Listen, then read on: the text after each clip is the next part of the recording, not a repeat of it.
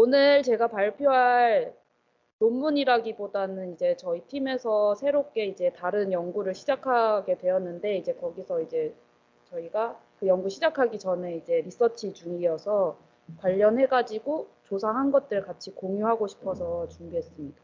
그래서 저희가 앞으로 이제 새로 연구에서는 일렉트로닉 헬스 레코드라고 EHR 데이터를 사용할 건데, 이제 이 데이터를 활용해서 어떤 연구를 할지 지금 이걸 논의 중에 있어서 그 관련해서 리서치한 걸 좀 공유 드리도록 하겠습니다. 그래서 인트로덕션으로 이제 리서치 트렌드랑 데이터가 어떤 건지 간략하게 말씀드리고, 이제 욕심을 부려서 페이퍼를 3개를 준비해가지고 이제 60장이 돼버렸는데, 다들 이제 그 뭐지? 모델들이 그렇게 막 어렵고 그러지 않아요. 그래서 이게 녹화되니까 이 부분을 그럼 시작해 보도록 하겠습니다. 이제 EHR 데이터라는 것은 말 그대로 이제 헬스 레코드를 일렉트로닉하게 저장한 거예요. 그래서 여기 이제 기본적인 목적은 환자 상태를 트래킹하고 모니터링하기 위한 거라서 약간 안과에서 쓰는 뭐 그런 MRI나 이런 데이터랑은 다르게 특정 목적이 없어가지고 일단 있는 기록을 다 이것저것 기록한다. 이게 주 목적이 되는 것입니다. 그래서 이걸로 인해서 이제 여러 꼭지가 나오게 되는데요. 이게 이제 서베이 논문들을 읽고 이제 좀 정리해 본 건데, 일단 태스크는 기본적으로 이제 자주 하는 태스크가 이제 제일 많이 하는 태스크가 이제 디지즈 프레딕션이 있고요. 이제 어떤 디지즈냐 이게 있고, 이제 그 모터리티 프레딕션이라고 해서 이 사람이 이제 뭐 중환자실이나 입원했을 때 얼마나 생존 확률이 있는지, 그리고 레드미션이라고 있나? 이거는 이제 재입원, 이 사람이 재입원 할지 안 할지, 얼마나 이 사람이 이제 여기에 입원을 할지, 그리고 이 사람의 그 서브 타입은 뭘지, 어떤 인터벤션이 들어가면 좋을지, 약간 드러그 레코멘데이션 같은 거, 이런 태스크들이 주로 있고요. 그리고 데이터들은 크게 이제 두 가지로 나눠보면 스트럭처럴 데이터, 언스트럭처럴 데이터로 나눌 수 있을 것 같아요. 그래서 스트럭처럴 데이터는 다이그노시스나 뭐 그 진행 과정에서 그런 프로그레이션 같은 거 할 때 이제 메디컬 코드들이 이제 부여되는데 그런 숫자 같은 거, 그리고 그 실험 환경에서 이 사람들이 어떤 이제 피 같은 거 검출해가지고 피 같은 거 이제 뽑아서 어떤 이제 그 상태가 있는지를 보던가 뭐 바이탈 사인 이런 거 이제 하는 그런 수치들이 있고요. 언스트럭처는 이제 말 그대로 약간 우리 클리니컬 노트처럼 여러 의사들이 그냥 이 사람에 대해서 이제 가볍게 써놓은 NLP 같은 게 있고, 이제 저희가 쓰는 데이터에서는 없지만 뭐 이미지나 웨이브폼 같은 걸 쓸 수도 있다 이렇게 써 있더라고요. 그리고 챌린지 같은 거를 좀 나눠보니까 이게 아까 앞에서 말씀드렸다시피 이게 크게 목적이 없는 데이터, 그러니까 특정한 목적이 없는 데이터라고 했잖아요. 그러다 보니까 발생한 문제일 수도 있을 것 같은데, 이제 첫 번째로는 이제 하이 디멘셔널, 이게 뒤에서 이제 제가 한 번 더 자세히 설명드릴 건데, 이게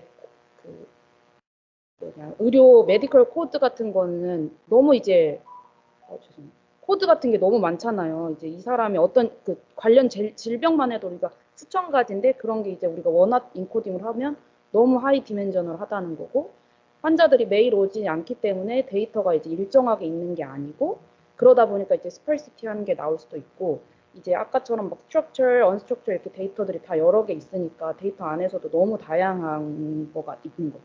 그리고 이제 모델 측면에서는 이 모델을 어떻게 그 모델이 이제 블랙박스 문제가 있는 것이고요. 메소드를 보면은 지금 일단 저희가 저널이랑 컨퍼런스 이렇게 나눠서 보고 있었는데, 저널은 대부분 RNN 기반 모델이 이제 대부분이고, 컨퍼런스 역시도 모델이 복잡하지는 않으나 여기에서 이제 중요한 건 좀 챌린지를 어떻게 잘 해결하는가, 여기에서 나와 있는 챌린지도 아니고 자기들 이제 새로 챌린지를 좀 제시한다거나 이게 중요했던 것 같고, 어떻게 설명 가능할 것인가, 이게 좀 중요한 포인트였던 것 같습니다. 그래서 이거는 이제 도식화된 것들인데, 이제 RNN 기반이 이거 많이 있다는 거고, 바이오메시스 저런 거 많이 한다는 거고, 이거는 이제 어느 컨퍼런스 이런 게 어디서 나오냐 이건데, 이제 저널 쪽은 넘어가고 컨퍼런스 쪽은 KDB나 AAA, 사이클 이런 것처럼 좀 데이터 마이닝 학회에서 많이 쓰이는 것 같아요. 뭐 EMNLP랑 ACL도 있긴 있는데 주된 곳이 좀 데이터 마이닝 학회가 많이 있었습니다. 아무래도 그 데이터 자체 형태 때문에 그런 것 같습니다. 그래서 이게 잘 보이실까요? 그 아까 앞에 있던 챌린지들을 조금 더 자세하게 정리해 봤는데요.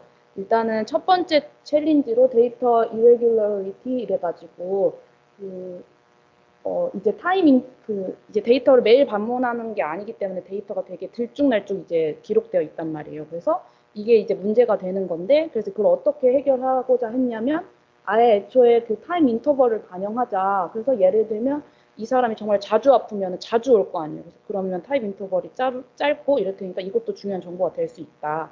한 거고, 또 아예 그럼 irregularity를 regular하게 트랜스포메이션 해가지고, 그 일정하게 된 것처럼 그렇게 변형을 해버리자 하는데 대신 요거의 단점은 그러다 보면 이제 중간중간 비는 곳이 발생해버리게 되잖아요. 매일 온 게 아니니까. 그래서 스파스하다는 단점이 생기고요. 그 다음은 이제 스파리시티랑 하이 디멘저널인데 아까 말씀드린 거랑 비슷한 게 이제 원인을 크게 두 가지로 보면 병원에 이제 자주 방문하지 않았어. 그것보다 이제 더 큰 문제는 메디컬 온톨리지라고 해서 뭐 예를 들면 이 사람이 어떤 질병인지 코드를 이렇게 부여하잖아요. 그런 걸 이제 메디컬 온톨로지라고 말하면 그 범위가 너무 광범위하다는 거죠. 그래서 이제 이 사람은 그냥 그저 1번인 코드만 부여해줘도 되는데 원하드 인코딩을 하면 그 컬럼이 1000개, 2000개 이렇게 넘어가니까 너무 하이 디멘저널 하다는 것입니다. 그래서 이 문제들을 해결하기 위해서 크게 이제 두 가지 접근법은 하나는 차원 축소를 한다. 이래서 이제 뭐 오토 인코더나 리프레젠테이션을 만들거나 이제 매드투백 같이 그래서 그 덴스한 임베딩을 만든다는 것이 하나가 있고요. 두 번째로는 이제 그 메디컬 컨셉끼리 이렇게 그룹화를 해가지고 애초에 이제 원화 말고 그 로 디멘전하게 변화하자. 그래서 관련된 사전들이 있다고 합니다.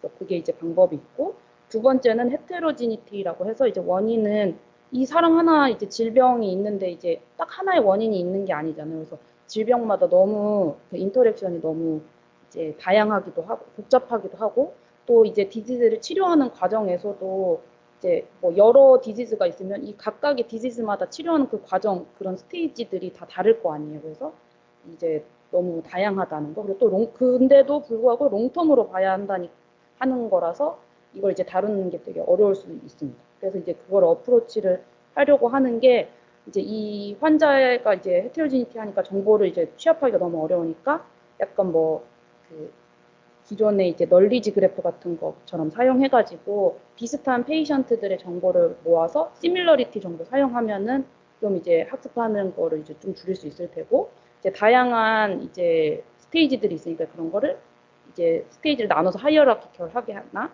이제 인터랙션들이 여러 개 있으면 멀티태스크 러닝으로 해가지고 좀 이를 극복해보자 이런 게 있었습니다.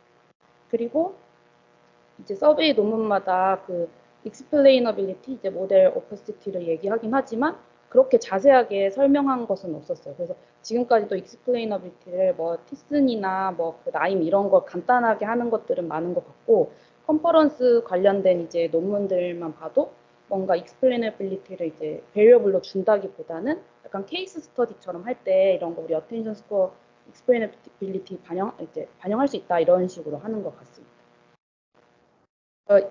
그 이제 크게 이런 식으로 진행된다는 걸 확인했고요. 그래서 저희가 최종적으로는 MIC 데이터라고 해서 이 데이터를 사용하려고 지금 다운받아 놓은 상태인데요. 이 데이터가 뭐냐면 이제 그 뭐지?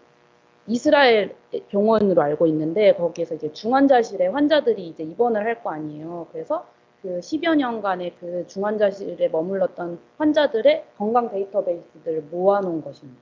그래서 그 사람들의 이제 그 정보에 따라서 총 26개의 데이터베이스로 구성해가지고 그러니까 따지면 26개의 데이터 파일이 온 거예요. 그래서 얘를 이제 밑줄 친 애들이 이제 많이 쓰이는 데이터베이스들인데요. 이제 예를 들면 이제 환자 입원 정보 기록 같은 게 있을 거고 이 사람이 중환자실에 얼마나 오래 있었는지 그리고 이거는 이제 관련된 뭐 딕셔너리 같은 것들이고요. 네, 여기에서는 이 사람이 어떤 처방된 의약품 정보가 있는지, 그래서 이런 것들로 이제 그런 드러그 레코멘데이션 같은 걸 하는 것 같고요. 그리고 정맥 약물 경우 이제 그 환자들 그 섭취 정보 이런 거 투여하는 게 있고, 좀 이런 거 정보는 그 신장 쪽 할 때 이제 채원님이랑 할 때랑 비슷한 데이터인 것 같습니다. 그리고 이제 그 실험 환경에서도 받은 그런 데이터들도 같이 있고요. 여기에서 이 클리니컬 노트가 그런 자연어로 된 이제 데이터입니다. 이제 주로 이런 데이터들을 써가지고 아직은 이제 그 다음은 저희가 데이터 이제 분석을 하면서 어떤 데이터가 쓸만하고 어떤 데이터를 사용하면 이제 어떤 태스크를 할 수 있겠다 이런 거를 해보려고 하는 상태입니다. 그래서 이제 그런 걸 잘 하기 위해서 이제 논문을 계속 리뷰하고 있는 상태고요. 아까 이제 뭐 챌린지가 여러 개 있었고 태스크가 여러 개 있었잖아요. 그래서 그것들 예시처럼 이제 논문 3개를 가져왔고 뭔가 이제 참고될 만하게 그리고 이제 좀 타겟으로 저희들이 생각하는 그 컨퍼런스 골라가지고 가져왔어요. 먼저 이 EMNLP 2021년에 나온 논문인데요. 이 논문이 이제 되게 간단해가지고 별로 많이 의아하게 한 논문이긴 한데요. 일단은 이 논문에 대해서 서머리를 해보자면, 애초에 일단은 이 연구의 목적은 EHR 데이터 내에 이제 멀티모달 데이터가 있으니까 그걸 어떻게 효과적으로 레프레젠테이션 하냐 이게 이제 목적이고요. 그 여기에서 이제 챌린지를 보면은 그 데이터 타입에 따라서 효과적으로 이제 추출할 수 있는 방법이 다르니까 그거를 이제 각각에 맞게 사용하고 또 이제 여러 데이터가 있으니까 퓨전을 잘 하겠다 이렇게 되었습니다. 그래서 이 연구의 컨트리뷰션은 그런 메디컬 프레딕션 성능 향상 위해서 멀티모달 데이터를 썼다는 거, 이제 새로운 퓨전 메소드를 제시했다는 거, 그리고 실험을 통해서 이제 좋은 성능을 보였다는 게 이제 컨트리뷰션으로 있습니다. 구체적으로 얘기해 보면은 이제 백그라운드부터 보면은 이제 이게 그 코비드 이후로 막 저희 화상으로 이제 진단받고 막 이런 게 되게 이제 인기가 많아졌잖아요. 관심이 많아졌잖아요. 그러다 보니까 이런 EHR 데이터 활용해가지고 환자 상태 모니터링 하자 이런 연구가 좀 많이 생긴 것 같아요. 그래서 아까 앞에 리서치 그 트렌드만 봐도 그 전까지는 없었는데 약간 19년, 20년에 확 올라가는 걸 볼 수 있었습니다. 근데 이제 문제는 이렇게 리얼월드 데이터에서는 그렇게 의미 있는 표현을 추출하기가 어려워가지고 주로 단일 모달리티만 사용했대요. 그래서 예를 들면 아까 뭐 젠더면 젠더, 이제 코드면 코드 뭐 이런 식으로 단일 모달리티만 사용했는데 이게 아까 앞에서 챌린지랑 비슷하게 문제가 되게 이제 롱기튜드널하고 헤테로지니어스하고 멀티모달하기 때문에 이제 좀 사용하기가 어렵다는 거죠. 그래가지고 이제 멀티모달 데이터 어떻게 사용할 수 있는지 예시를 보면은 크게 3가지로 분류를 할 수 있습니다. 첫 번째로는 타임 인베리언트 데이터라고 해서 시간과 상관없이 불변한 정보예요. 그래서 뭐 성별이나 나이 같은 거를 말하고요. 타임 시리즈 데이터 같은 거는 시간에 따라 변하는 거, 그리고 non uniform distribution이라고 써 있는데 시간에 따라 변한다는 건 예를 들면 바이털 사인 같은 거 시간에 따라 변할 수 있잖아요. 그리고 non-uniform distribution이라는 거는 어디에서 우리가 측정하고 언제 측정하냐가 다 다르잖아요. 막 예를 들면 바이탈 사인 같은 경우는 환자가 입원하면 하루 종일 하거나 뭐 몇 시간 하거나 이렇게 측정을 하는데 만약에 우리가 실험실에서 얻은 그 정보면은 그 순간 그냥 단일로 뭐 1회로 그냥 끝나고 말잖아요. 그래서 그런 시간 그 분포가 이제 일정하지 않다는 거고요. 클리니컬 노트 같은 거는 그냥 이제 쉽게 생각하면 이제 프리 텍스트가 있는 건데 여기에서 좀 문제점은 되게 이제 사람들이 다 해놓는 게 아니기 때문에 여기 예시처럼 가끔 이렇게 써놓을 수 있는데 이것도 통일된 그 형식도 아니고 이제 그냥 의학 용어, 특수 용어 같은 그런 jargon들이 다수로 있어가지고 또 보기 힘들 수도 있다 이런 게 이제 특징으로 있습니다. 그래서 이제 이런 그 데이터 타입들이 이렇게 다르다는 그런 멀티모달 데이터들이 있는 것이고요. 그래서 이 사람들이 생각한 챌린지는 어떻게 얘네를 효과적으로 퓨전할 수 있을까? 그리고 좀 여러 그 멀티모달에서도 나오는 얘기 같은데 어떤 게 메인이 되어야 하는가 이런 게 있어. 그 문제로 생각한 것 같습니다. 그래서 특성에 맞게 어떻게 피처 잘 추출하고 어떻게 퓨전 잘 할지 이런 거를 제시를 했고요. 태스크는 크게 2가지를 하였습니다. 그래서 다이그노시스 프레딕션, 그래서 어떤 진단 받았는지, 그리고 이게 acute respiratory failure 이렇게 있던데 급선 신부전증. 그래서 이게 있는지 없는지. 그래서 컨트리뷰션으로 보면은 멀티모달 데이터 사용했고 이제 퓨전 메소드 제시했고 이제 성능이 좋았다는 걸 입증한 것 같습니다. 메소드를 보면은 굉장히 간단해요. 21년에 나온 논문 치고는 그래서 요게 끝이에요. 그래서 아까 데이터 종류가 크게 세 가지가 있었잖아요. 타임 시리즈, 타임 인디언스, 클리니컬 이렇게 세 가지로 해가지고 각각 그에 대해서 이제 인베드 뽑고 퓨전한 건데요. 이제 인코딩은 이 앞에 이제 타임 시리즈랑 타임 인베리언트 얘는 그냥 리니어랑 렐로만 해도 이너프 하다고 이제 논문에 써 있어요. 말 그대로 이너프. 그리고 요거는 이제 처음에 LSTM이랑 CNN, 그 뒤에서는 비교했고 최종적으로는 LSTM을 사용한 것 같습니다. 아무래도 타임 시리즈니까. 그리고 여기는 이제 다이어널을 뽑다 보니까 여기서는 클리니컬 버스를 이용했는데요. 이게 이제 클리니컬 버스라는 게 그 전에 허깅 페이스에도 나온 뭐지? API가 있는데 그 J번 하는 거 예측하기 위해서 똑같은 데이터 mRNA3으로 사전 학습을 했다고 해요. 그래서 이런 식으로 이제 이 환자들의 그 기록마다마다 그 정보들을 가지고 이 사람이 이 다음번에 다음 비짓을 할까 말까 이런 예측을 하는 연구인데 이 모델을 가지고 여기서 인베딩을 뽑았다고 합니다. 그래서 이제 각각을 인베딩 뽑은 다음에 퓨전을 하는데 이 퓨전도 사실 그 기존에 있던 논문들이랑 연구들이랑 다 똑같더라고요, 거의. 그래가지고 이 형태를 이제 결합한 거를 새로운 프레임워크라고 할 수 있을 것 같고요. 이제 여 논문에서 많이 참고한 게 이제 보통 멀티모달을 센티멘트 어널리시스 이쪽에서 많이 하잖아요. 그쪽에서 사용하는 모델들을 많이 참고한 것 같고요. 그래서 여기에서 이제 크게 두 가지로 어텐션 게이팅이랑 시프팅이 있는데 어텐션은 그냥 이제 여기에서 자기들이 이제 하나 그냥 메인을 하나 아무거나 이제 고르는 거예요. 그래서 일단 여기 수식에서는 클리니컬 노트가 메인이거든요. 이 NT가 이제 클리니컬 노트여서 그거를 메인으로 두고 각각 이제 다른 모달리티랑 그 컴팩트해서 리니어 구해가지고 어텐션 스포츠를 구한 다음에 이제 여기는 시프팅이라고 하는데 이거를 좀 퓨전이라고 생각하는 것 같아요. 그래서 이게 뭐냐면 여기 위에서 구한 그 어텐션 스코어 같은 H거든요. 그거를 이제 이게 메인 모달리티에 더해줬다. 이게 요거가 이제 끝입니다. 이건 이제 그 선을 기준. 그래서 이렇게 에디션 하는 거를 그쪽으로 이제 시프팅 했다 이런 식으로 표현하는 것 같습니다. 그래서 모델은 이렇게가 심플하게 끝납니다. 그래서 이제 그 뭐지? 그 신부전증 그거는 바이너리고 다이그노시스는 멀티라벨로 이렇게 예측을 합니다. 그래서 데이터셋을 보면은 말씀드린 그 MIC3 데이터를 사용했고요.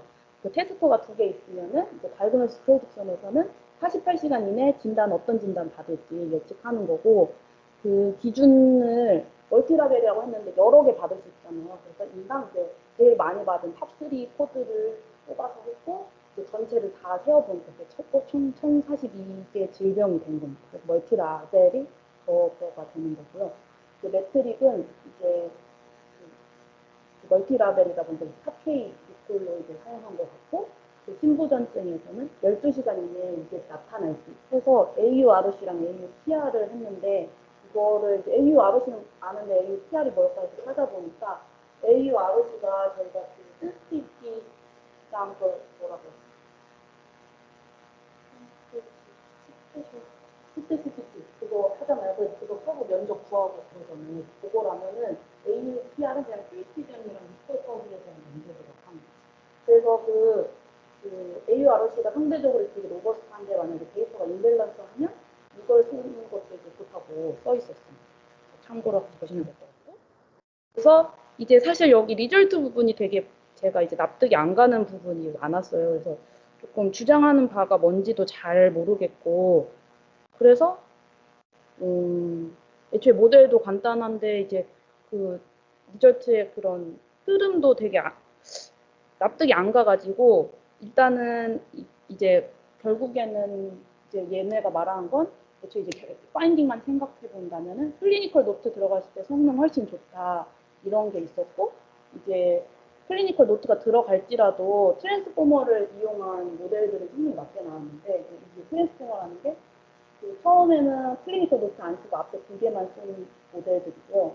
이거는 클리니컬 버트로 인베딩 뽑은 거, 여기는 클리니컬 버트로 인베딩 뽑은 다음에 트랜스포머 인코더 같은 거 한 번 더 넣은 거예요. 그래서 이게 되게 더 이제 뭔가 복잡한 모델인데 성능은 여기에서는 낮게 나왔다는 거예요. 그래서 피처 더 있다고 해도 성능이 낮을 수 있다 이런 걸 말하는데 반면에 이제 다이그노시스 테스트에서는 이 파트 3이 제일 높았대요. 근데 아무래도 이 다이그노시스는 여러 개 멀티라벨이 있어서 더 있기도 하고 복잡해서 그런 건지 모르겠지만 이게 더 이거를 리프레젠테이션 뽑는 게 더 중요하다고 생각이 저도 드는데 그래서 테스트에 따라서 모델 신중히 골라야 한다. 너무 당연하지 않나? 그래가지고 했었고 어블레이션 스터디도 사실 이제 멀티모달리티 이런 거랑 좀 섞여 있어요. 그래가지고 결국에는 클리니컬 노트 사용하는 게 제일 좋고 퓨전했을 때 성능 가장 높게 나왔다. 그래가지고 그러니까 모델 제한한 게 굳이 그렇게 따로 없어서 어블레이션 스터디가 이런 걸 수도 있지만 이게 이제 끝이고 정리를 다시 해보자면 그 멀티모달 데이터 효과적으로 하기 위해서 이제 한 방식인데 제 생각에 그래서 이게 왜 됐을까 이거를 생각해 보면 이거 이후로도 이제 논문들 멀티모달 논문들이 있는지 봤는데 그렇게 많지는 않아요. 근데 거기서도 다들 좀 방법들이 단순하더라고요. 이제 주장하는 바는 더 이제 탄탄할 수 있을지라도 그래서 여기가 아직 많이 연구가 안 됐을 수도 있겠다. 그래서 이것도 이제 최초의 연구라고 최초는 아니었을 것 같은데 아무튼 시도한 논문이니까 됐을 수도 있겠다 이런 생각이 들었어요. 질문 있으신가요? 넘어가 보도록 하겠습니다. 너무 빨리빨리 해볼게요 이제. 이제 이게 더 메인 논문인데 이건 이제 이번에 KDD에 가서 발표됐던 논문인데요. 아까는 이제 앞에는 그런 우리가 이제 앞에서도 말했듯이 기본적인 챌린지, 어떻게 프레딕션하고 이런 챌린지잖아요. 근데 이거는 새로운 챌린지인 것 같아서 가져와 봤고요. 이거는 뭐냐면은 그 환자들의 기록들이 EHR 데이터 안에서도 다 익명화되어 있어요. 근데 이제 환자들 정보가 환자가 이 한 병원만 가는 게 아니고 여러 병원을 가잖아요. 그러니까 이렇게 흩어져 있는 정보들을 이렇게 연결하는 것을 이제 레코드 링키지라고 하는데 이것도 새로운 그 테스트 챌린지 중 하나래요. 그래서 여기에서는 EHR 데이터에서 레코드 링키지를 하겠다 이거를 말하는 거였습니다. 그래서 이것과 관련된 거를 어떻게 했는지를 보여드리겠습니다.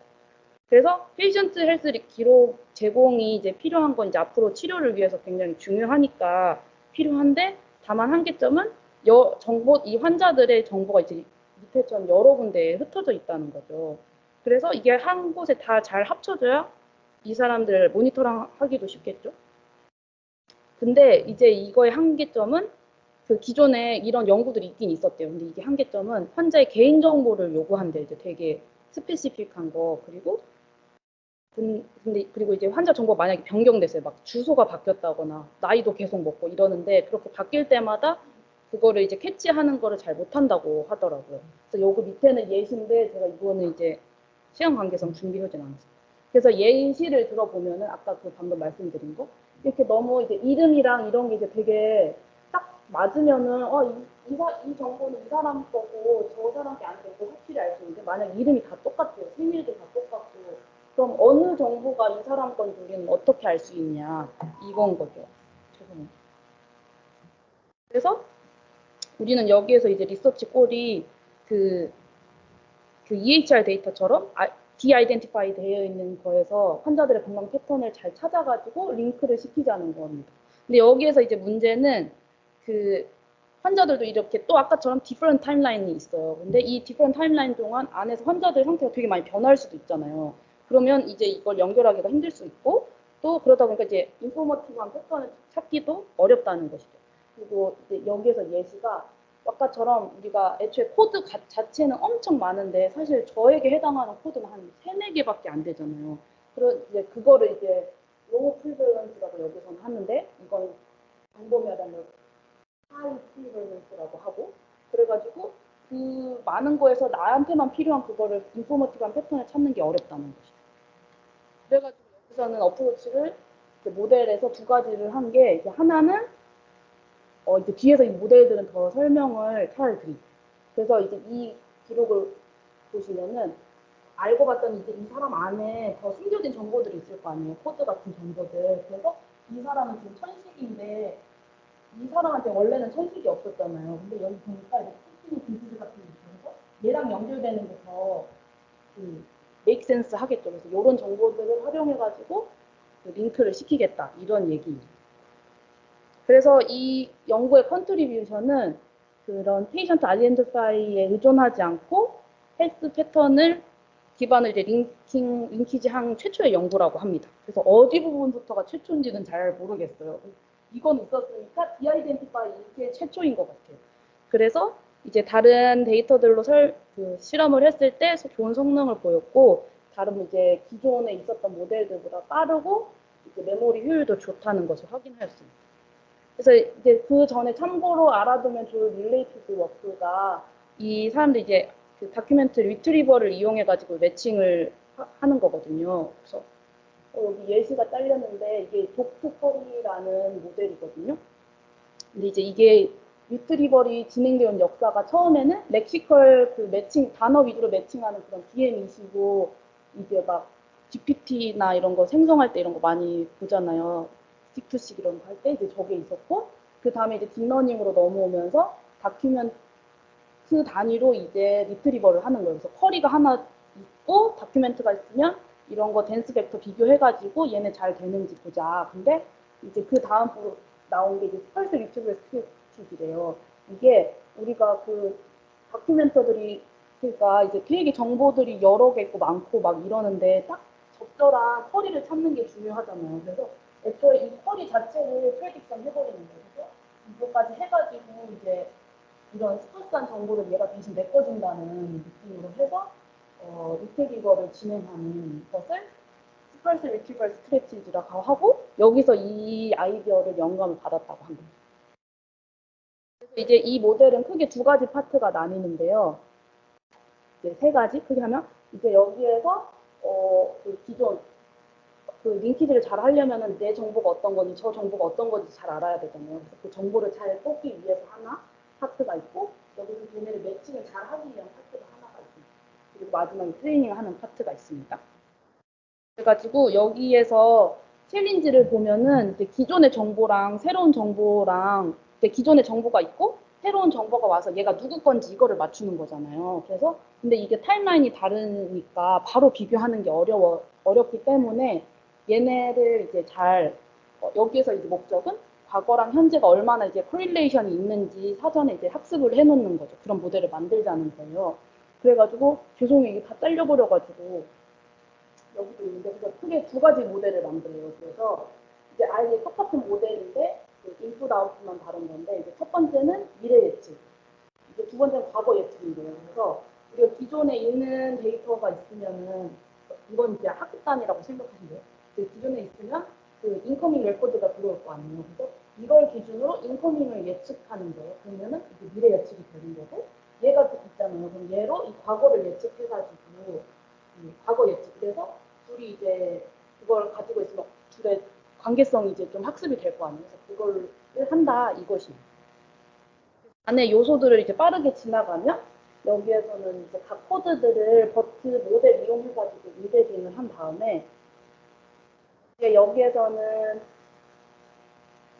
이제 그 최종적으로 헤드 프레딕션을 예측하기 위한 이제 벡터를 추출하거든요.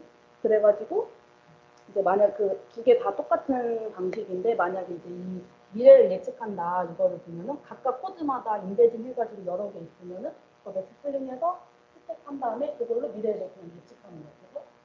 그래서 그냥 심플한 구조이고요. 그래서 그 바이너리 크로스 엔트로피 로스를 사용하여 그리고 이제 여기 스페시피케이션은 그 다음 리트리버를 하기 위해서 준비하는 건데요. 약간 그 프루닝이나 이런 걸로 좀 생각해도 쉬울 것 같아요. 그 리트리버를 하기 위해서는 딱 얘랑 되게 인포머티브한 정보만 필요한데 너무 덴스하면은 힘들잖아요. 그래서 스파스 벡터가 유리하니까 그 스페시피케이션 해준다 이렇게 하더라고요. 그래서 이제 렐로 같은 거를 사용한 것 같아요. 이제 그 다음에 우리가 잘 리트리버를 해야 되잖아요. 여기에서 아이디어는 아까처럼 이 사람이 질병을 많이 여러 가지 질병이 있잖아요. 근데 여기랑 정보를 좀 유니크한 애들을 봐야 잘 이어질 거 아니에요. 그래서 예를 들어 감기를 보는 것보다 다발성 경화증 이거가 있는 사람을 찾는 게 좀 더 그 연결된 사람 찾는 확률이 더 높아지잖아요. 이거를 이용한다는 거에서 약간 우리 TF-IDF에서 이게 얼마나 유니크한 단어인지 이런 거 찾잖아요. 그래서 그거에서 아이디어를 얻어왔다고 합니다. 그래가지고 이게 그 TF-IDF랑 모두 수식이 똑같아요. 그래서 이 내가 가지고 있는 환자의 코드가 이 전체에서 얼마나 유니크한 정보가 되는지 그런 프리벌런스 스코어를 구하는 거예요. 그래가지고 이제 각각 그 코드마다 스코어를 다 구한 다음에 이제 맨 처음에 앞에서 스페시피케이션 하고 난 거에서 곱해가지고 이 곱해가지고 이제 우리가 이제 예를 들어 이제 미래 X가 있다 하면은 기존에 있는 정보랑 이제 앞으로의 정보랑 이제 얼마나 매칭이 잘 되는지 이거를 매칭 스코어를 구합니다. 그래서 여기에서 그 오브젝티브는 랭킹 스코어 구할 때처럼 그거를 사용해가지고 약간 그 파지티브하고 네거티브는 이제 다른 환자들의 기록 가져와가지고 그 페어해서 오브젝티브 펑션을 구합니다. 그래서 이제 최종적으로는 어떻게 보면 이제 총 3개의 테스트가 있어서 이걸 다 합해가지고 그 조인틀리 러닝을 합니다. 그래서 이제 이 뒤에는 이제 이 사람들이 이제 어떻게 그 입증을 했는지 그런 거잖아요. 그래서 여기는 하나 재밌었던 건 이게 그럼 리얼월드에서 어떻게 활용될 수 있을까를 제안을 한 거예요. 그래서 여기서 보면은 파란색은 이 색깔은 이제 오프라인에서 이루어진다. 그러니까 이거는 사전에 있다는 뜻이고 만약에 이제 온라인은 이제 새로 들어오는 건데 그걸 이제 어떻게 적용하는지를 보여주는 거예요. 그래서 이제 알고리즘이 있는데 기존에 있는 정보들로 아까처럼 그런 웨이팅 같은 스코어를 다 구해놓고 새로운 정보가 올 때마다 이런 스코어를 매칭 스코어를 업데이트 해가지고 이 모델들을 계속 업데이트하면 된다 이런 식으로 이제 제안을 해놨습니다. 스프리먼트를 보면은 이제 그거 이제 하는 거고 이제 리절트를 이제 빠르게 넘어가 보면은 그 룰 베이스드 실험하고 이제 딥러닝 모델 한 것보다 BM25 등이 더 높을 때도 있었대요. 그래서 이 이유는 만성 환자들 같은 사람은 계속 진단이 똑같잖아요. 그러니까 그냥 단순하게 키워드 매칭이 되니까 그냥 이게 더 성능이 좋을 수도 있었다는 거고 프리밸런스 코드가 낮은 애들이 있었을수록 성능이 높았다고 합니다. 두 개 또 이제 레코드 어느 정도의 그 텀을 두고 예측했을 때 더 효과가 좋았는지 그런 거랑 이거는 어블레이션 스터디 진행한 거죠. 그리고 이거는 이제 기존에 그 아까 페이션트 아이덴티파이어 사용한 모델들이랑 비교했던 건데 자기들이 굳이 그런 특정한 아이덴티파이어가 없어도 충분히 좋은 성능을 내었다 이것을 얘기하고 있어요. 그래가지고 이제 이거는 다 말씀드려서 이제 정리. 이것도 그냥 간단하게 말씀드리면은 이제 의료 기록 이거 쇼페이퍼요 4장짜리밖에 안 되는데 의료 기록 내에 그런 뭐랄까 스티그마 낙인 효과처럼 약간 어뷰시브 랭귀지랑은 조금 다르게 두고 있지만 그런 마이크로 되게 미묘한 차이 이런 식으로 얘기를 하더라고요. 마이크로 어그레션. 그래서 그런 랭귀지 특징이 있다. 그래서 그거를 좀 해소하고자 한 논문이었고요. 그래서 예를 들면은 약간 그 환자가 어떤 인종이냐에 따라서 치료 처방이 달랐다는 그런 연구들이 있대요. 근데 여기에서 어려운 건 얘네들이 사용하는 그 레코드를 보면 되게 이제 미묘하고 뭔가 이제 특정 그룹을 지칭하는 게 아니다 보니까 이제 발견하기가 되게 어렵대요. 그래서 예를 들는데 이건 그냥 팩트만 쓰는 건데 여기는 갑자기 그 걸프렌드가 자기 슈즈 언더 베드에 올려놨다 이런 거 되게 필요 없는 말이잖아요. 그래서 이 프로바이더가 자기도 모르게 그런 의미가 있는 레포드를 한다는 거죠. 부정적으로. 그래서 그게 이제 그 내용에 따라서 치료도 달라진대요. 그래서 이 사람이 느끼는 주관적인 그 고통도 훨씬 더 얘 별로 안 아파 이런 식으로 적게 생각해버리고 그래서 그러면 이제 그거에 따라 치료가 달라질 거 아니에요. 그래서 그게 이제 문제가 있다 이렇고 그래서 이거를 하기 위해서 이제 특징을 분석하자 이거였는데 여기서 데이터가 없으니까 데이터 컨스트럭션 하는 거를 좀 컨트리뷰션으로 둔 것 같아요. 그래서 존스 홉킨스 이거는 자기들이 얻어온 건데 쉐어가 불가능하다고 하고 MIMIT는 이제 그 다음에 4 버전이 있어서 거기에 있는 데이터들 가져와가지고 연구자들이랑 의사랑 어노테이션을 했대. 그래서 여기에서 어노테이션이 얼마나 이 환자가 기록된 게 의심스러운지, 그리고 이게 메디컬 어드바이스를 따를 것 같지 않아 보일 때, 그리고 이게 그 전체적인 그 디스크립션이 어느 정도 신뢰성 있는지, 그러니까 괜찮은지 이런 걸 어노테이션 했다고 합니다. 근데 이제 여기에 이게 이제 거의 마지막 페이지인데 여기에서 조금 웃기다기보다는 아 그렇구나 싶었던 게 이제 여기서 이제 그런 차이가 있다는 거를 말하고 싶었잖아요. 근데 레이스를 여기에 he나 she 이런 것들인 거 다 중성화한 거거든요. 근데 레이스 같은 거를 했을 때는 사실 하나 나나 별로 성능의 차이가 없었어요. 그러니까 이거에서는 별로 크게 차별이 되지 않는다는 거죠. 아니면 진짜 어렵거나 이제 다른 것도 그렇게 차이는 없지만 그냥 여기에서만 성별을 이제 했을 때 조금 이 프리더빌리티랑 이런 게 좀 차이가 났다 이런 거 있고 다른 거는 다 그렇게 크게 유의미하다고 생각되는 건 없었던 것 같습니다. 이게 마지막 컨클루전인데 제가 생각하기에 아직 이쪽은 모델들이 단순한 것 같고 또 더 중요한 건 익스플레이너빌리티를 잘 강조해야겠다 이런 거고 아직 이 데이터 자체 멘탈 헬스 관련 데이터셋도 없고 논문도 없어서 어떡할까 이 생각인데 멀티모달이나 이런 에틱스 같이 아직 레어한 것들이 많은 것 같다고 생각 들고 이제 관련해서 어떤 연구를 할지 이제 지금 고민하고 있습니다. 너무 오래 질문 있으신가요?